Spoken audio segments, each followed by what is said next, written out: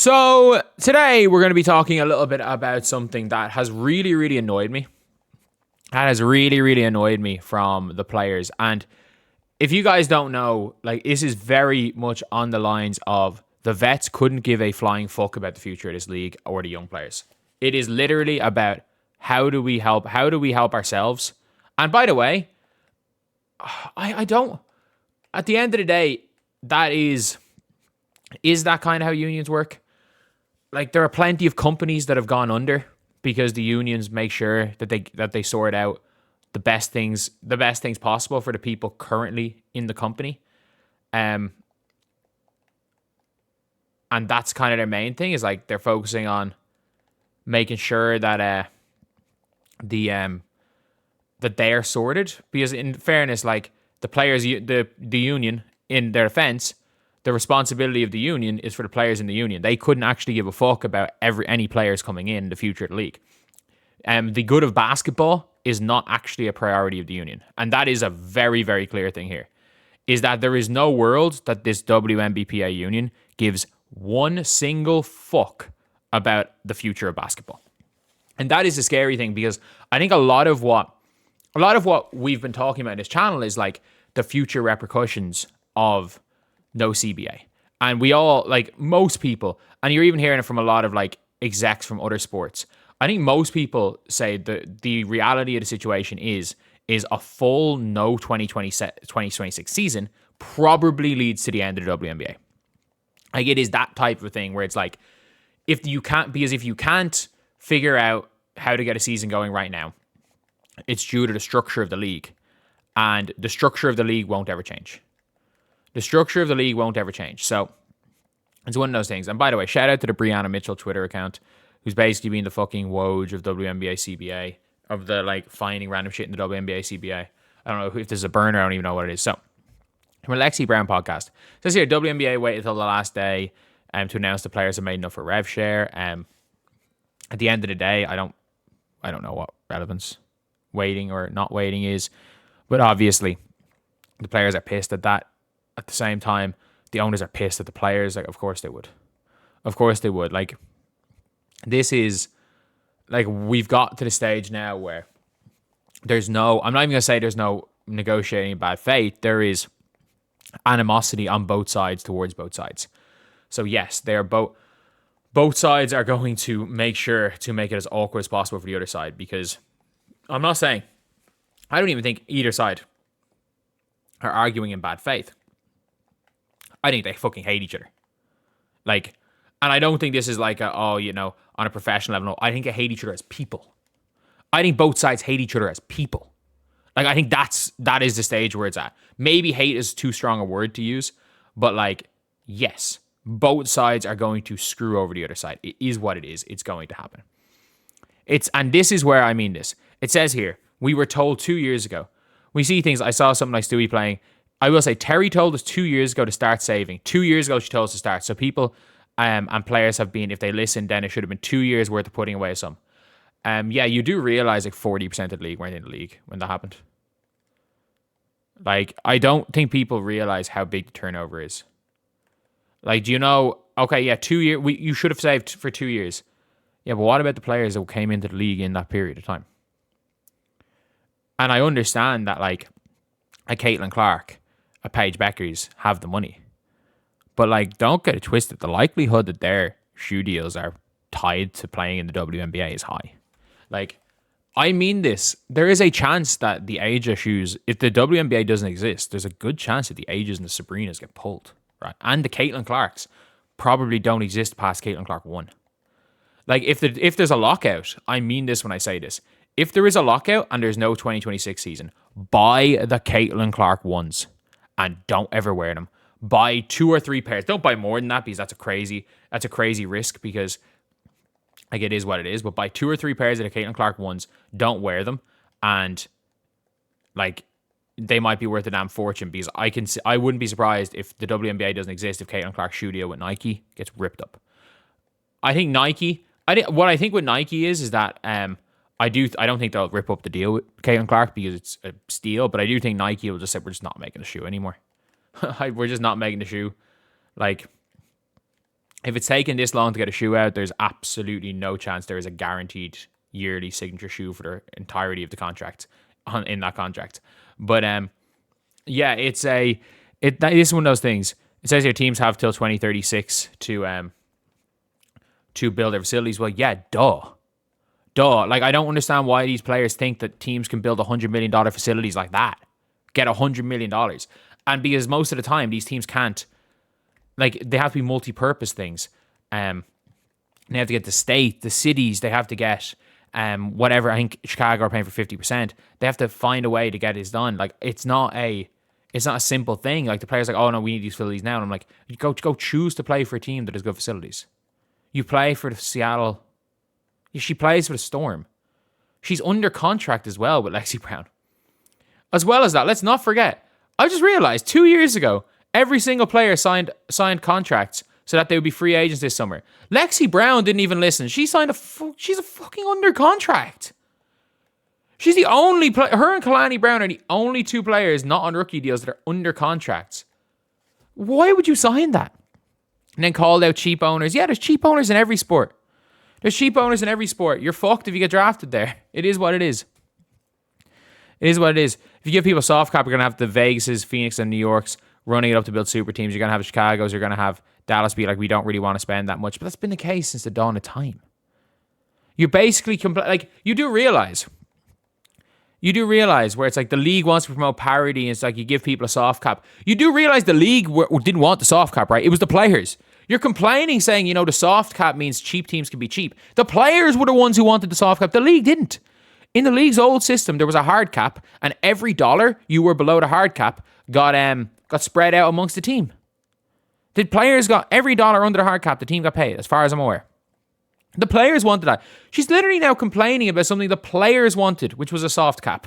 But whenever you hear it, last thing I will say is the average salary, we call it yada yada. Most common salary is the average. Well, no one has ever had the median.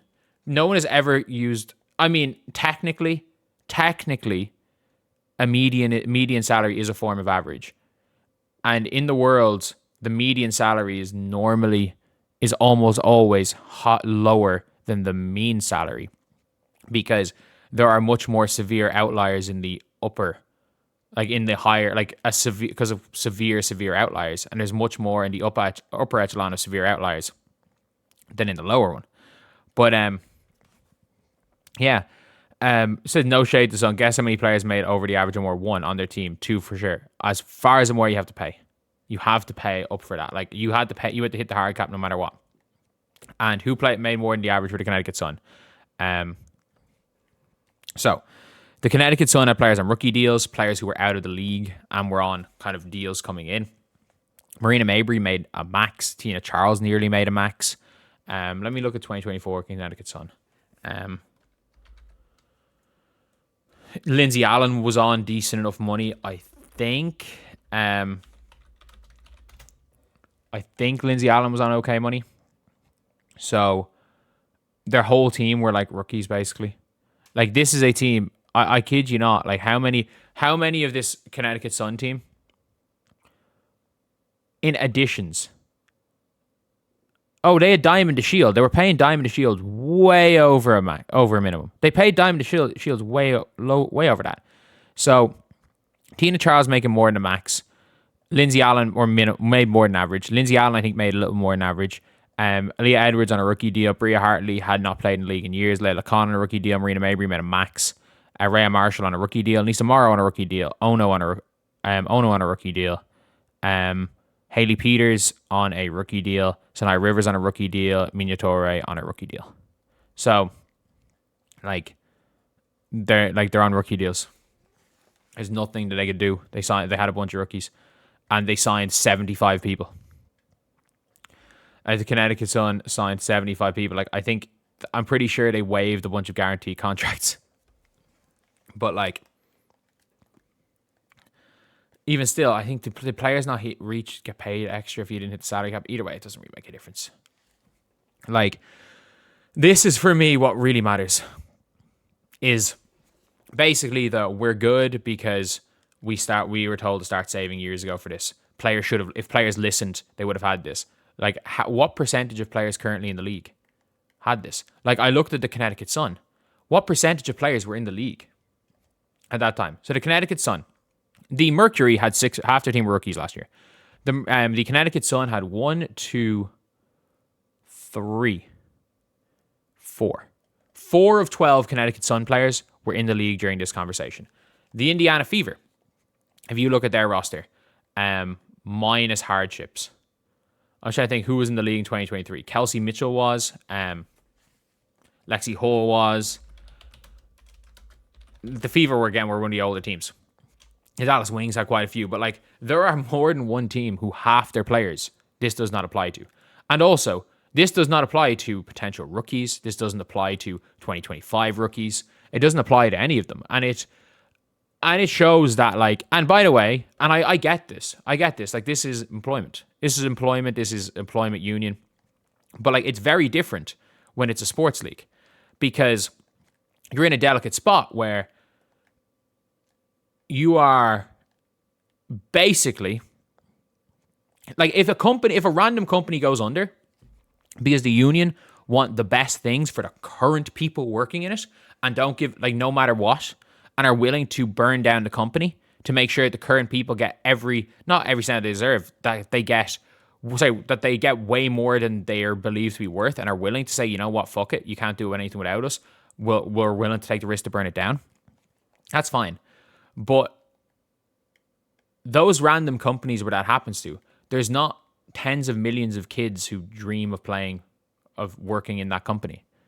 There's not tens of millions of kids who look up and are inspired by people in that company. They're in a very delicate position where they are treating this like it's a random company, and the repercussions of the WNBA not existing. Like, I don't think people realize as well, there's not going to be another WNBA. Like, it's done. It is really done. Like, if there's no season, it's the players in the league. The likelihood is that a lot of these players with endorsement deals, poof, poof. A lot of players' endorsement deals are going to go poof. Some players are going to be fine. Unrivaled, by the way. Unrivaled don't have the money. They don't actually have the money. Like, when it comes to expansion and everything, Unrivaled don't have the money. They can't afford to bring in the players. They can't afford Caitlin Clark. They can't afford Angel Wilson. They can't afford these players. They don't have the money. And it's one of those things where I'm just like, it's a really tough situation to be in, because if you're one of these players, like you are, like if you're Lexi Brown, whose career is about to end, you can look at this and say, you know what, yeah, we're good with holding out, because Lexi Brown might never play another WNBA game. She might not. She genuinely might not. Her career, she could be done through no fault of her own. Like, Lexi Brown's story is inspiring. Like, it is, genuinely is. The fact that, like, she's been able to battle through what she's battled through and still be a professional athlete is incredible. But let's be real, like, she's kind of late enough in her career that, especially with the way teams are going, they're going more analytical. They're doing all this stuff where it's like, teams are not going, like, teams are not going to just be paying vets to do nothing and sit on the bench when they can pay a young player to do that, and who will maybe develop into something. Those vets, those end of bench 5-minute a game vets, are no longer going to exist. And it's nothing to do with the CBA. It's nothing to do with the development slots, which is why the league are literally, and this is another thing. If you guys don't know, one of the sticking points in the CBA is that the league wants the developmental players to be developmental slots to go to developmental players, which is less than 5 years of service, which is still, by the way, you could get to 5 years of service and be 28 years old in the WNBA. Like, that is huge. Whereas the players wanted to be 7 or less years of service.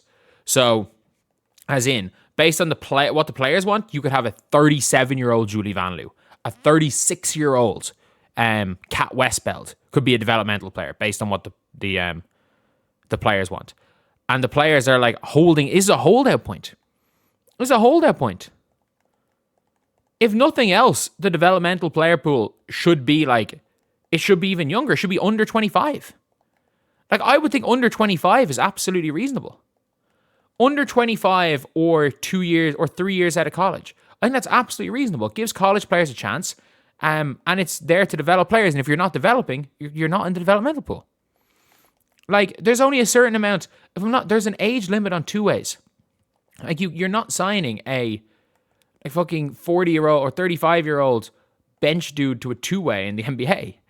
But, like, it's one of these things where it's very, very clear that every argument the players are making is almost at the expense of young players. Even Dejanay last year, do you not remember her on Angel's podcast?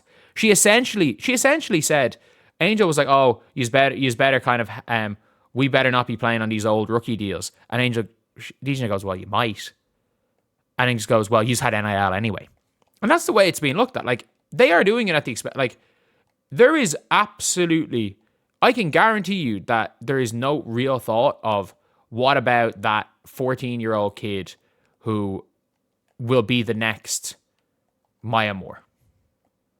What about all these players that are growing up wanting to play in our league? I don't think that's actually a thought there.